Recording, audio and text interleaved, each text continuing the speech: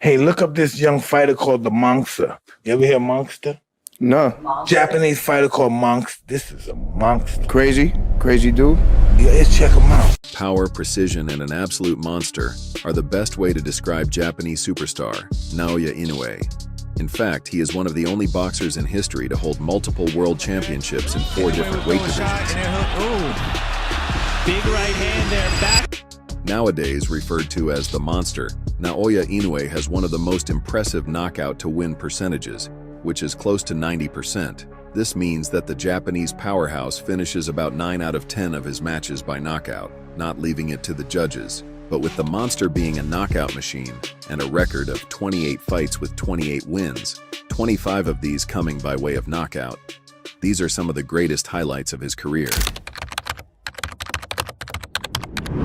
With only a few fights under his belt, Naoya Inoue was finally coming face-to-face with Jamie McDonnell. The Brit, who stood about 5 inches taller than his Japanese counterpart, had to endure what can only be described as a barrage of artillery punches, which ultimately stemmed the flow of his match. Big left hand lands by Kameda, but McDonnell says, hey, I got a right hand of my own for you.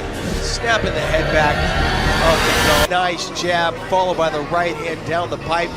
McDonnell, that's been the tools of his trade for this fight so far. And you see, it was a culmination of 2 things. The right hand did land at the temple. When the match started, McDonnell immediately seemed uncomfortable.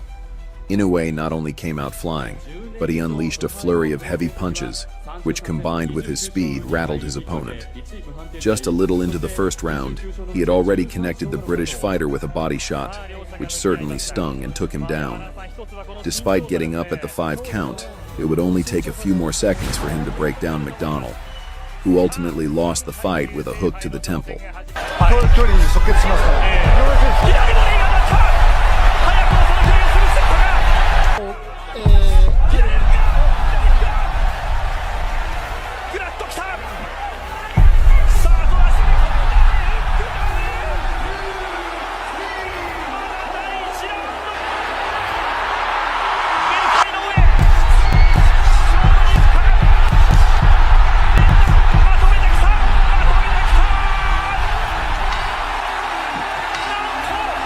The referee ultimately came to his opponent's rescue, stopping the fight less than 2 minutes into the first round with a barrage of punches flying at the British fighter when he was pinned up against the ropes.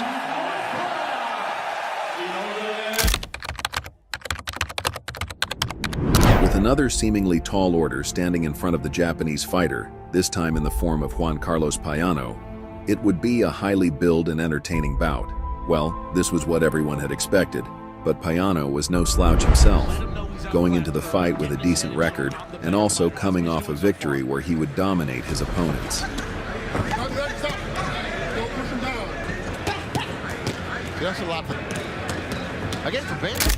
Unfortunately, for his bout against the defending champion, things would not be as easy, and he was literally staring down the barrel into the face of a monster.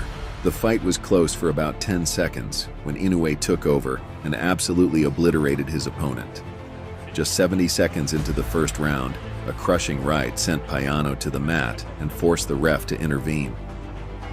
まず名古屋は多分今まで通り強いと思うので、早野が、井上尚弥のビッグパンチを受けた時にやばいこのビッグパンチ出しないので。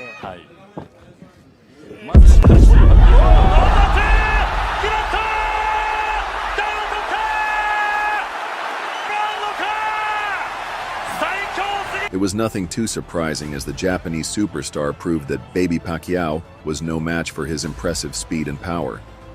The monster landed a crushing right hand, stunning Payano, and had it not been for the intervention of the referee, this fight could have been deadly. Ultimately, Inoue extended his winning record, and the whole boxing world began paying attention. After an impressive victory over Payano, Emmanuel Rodriguez would be next in line to step up and challenge the Japanese fighter for his title. Due to Payano falling in only 70 seconds, many had gone into this bout already expecting Inoue to dominate, even ensuring another quick victory with some light work. In fact, some fans even speculated on another first-round knockout, but Rodriguez was supposed to be something different, also heading into the fight with a clear and unbeaten record. In fact, Their rivalry started much earlier when the Puerto Rican decimated his Australian opponent. But a lot was at stake after Rodriguez disrespected Inoue's father in the lead-up to the bout. The Japanese fighter was seeking his revenge.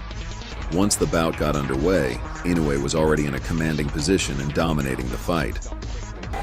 Rodriguez started coming forward, Inoue on the back foot, which is pretty interesting. 88% knockout rate. It's the knockout ratio of a heavyweight, in my opinion, is his toughest fight to date. Inoue early on. Rodriguez took it, gritted on his gum shield and came back. However, Rodriguez was resilient, being one of the only fighters in a while to take the monster into the second round. Perhaps there was some hope. The second round would be utter domination, as Inoue originally dropped his opponent with a fierce right hook, which sent him reeling. Once the Puerto Rican got back up, he would fall to a body blow, staying down for an 8 count. But it would take one final flurry of punches for the Japanese fighter to seal the deal. In my opinion, Inoue has won this round. Rodriguez's punches have come from Inoue, and that And his background, he's worked exceptionally for this fight. And he's eaten a couple there.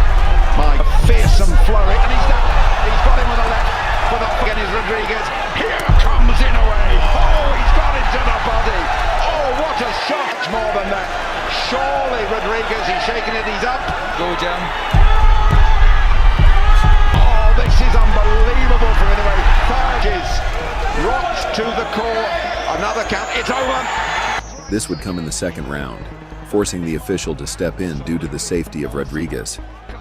Despite the fight being billed as one for the ages, Inoue dominated and proved that very few competitors could keep the monster at bay. Inoue earned his path into the final of the tournament, where he would come face-to-face with Donaire. The fight, which had been highly anticipated, would go the distance. Nonito Donaire and Inoue already had a storied history, with the two colliding at the Ali Trophy 3 years earlier.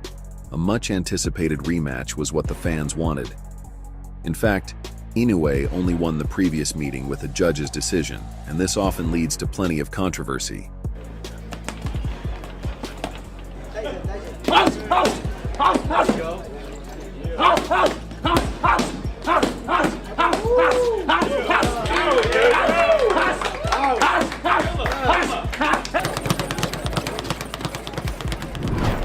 Donaire also reclaimed his title the year previously, but in some of his fights leading up to this bout, it did seem like he was fading, slowly losing his speed and often not striking with the same power.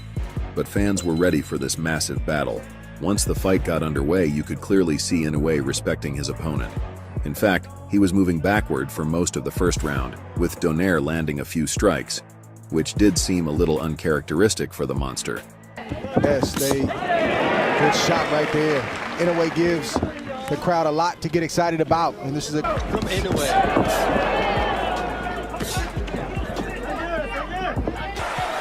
he's hurt right now, Bernard. Midway through the second round, Inoue connected a left which sent Donaire into the corner, and the referee finally stepped in to call the bout.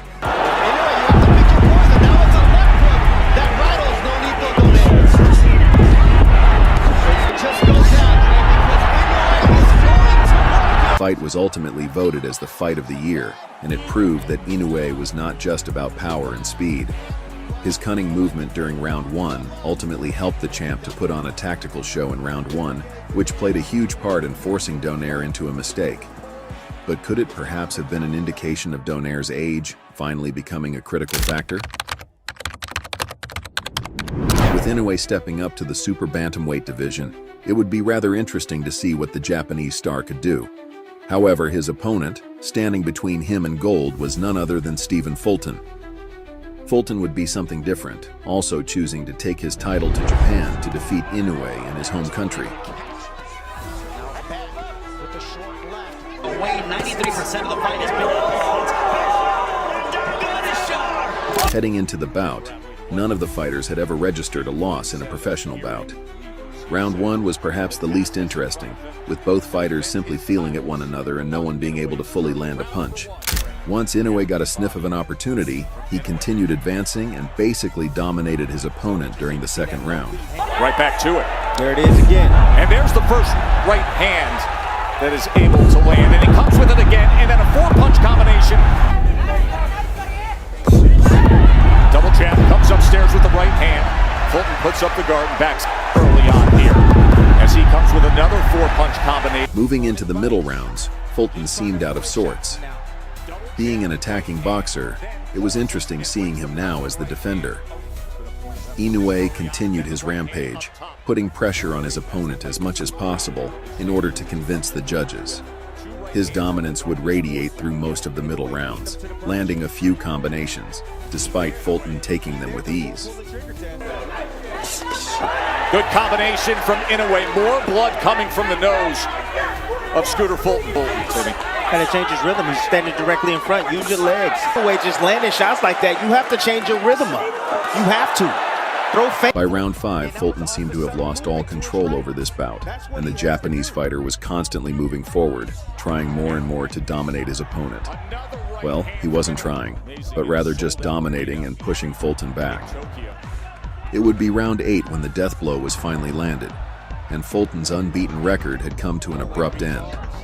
Midway through round 8, a second knockdown would force the referee to step in. Really hard to get in and out. Right hand from the more belts as Fulton tried to grab the ropes. Backed up into the corner. Here comes Inoue. That destructive. Inoue added 2 more belts to his collection, becoming a champion in 4 different divisions. Ultimately, the Japanese boxer would retain his unbeaten record and prove that he is the best and a future Hall of Famer. If you're pumped by these electrifying highlights from Naoya Inoue, don't miss out. Click on the screen to jump into the next video.